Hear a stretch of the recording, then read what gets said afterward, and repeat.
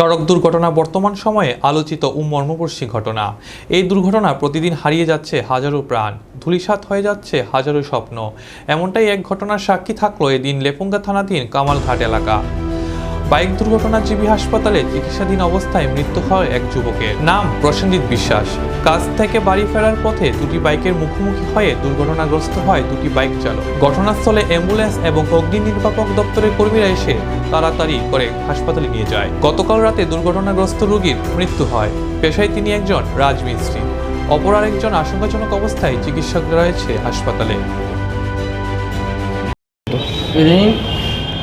কাজের থেকে বাড়ি যেতেছে, যাওয়ার পথে বৃষ্টি হয়েছে, বৃষ্টি হতেছে, হেও যাইতেছে আর এই ব্যাগটা আইতেছে, মানে দুটা মুখামুখি হয়েছে কি। তারপরে অ্যাম্বুলেন্স পায়ের বেশ আছে, ফোন করছে, এখানে লোকে পায়ের বেশ আছে, আইসে বলে আমরা জিবি লয়েছে। এতটুকু আমরা জানি। কজন আনছে? আনছে 3 জন। তারপরে একজন আনছে, আর পাইছে 2 জন। কি নাম আপনার রোগীর? আমার রোগীর নাম প্রসেনজিৎ বিশ্বাস। তারপরে কি করছে? এরপরে কি ভাই বাড়িতে আনছে না, চিকিৎসা করলো। কবে মারা গেছে? কালকে রাত্রে ও 1 তারিখ 6টা ঘন্টার সময় মারা গেছে। কি করতো উনি কাজ? উনি তো রাজমিস্ত্রি কাজ টাজ করতো। বাড়ি সিধাই মনপুর তোলা বাগান ধরে। বিয়ে শাদী করছিল না? বিয়ে করছে, 2টা বাচ্চা আছে, ছেলে 2 জন।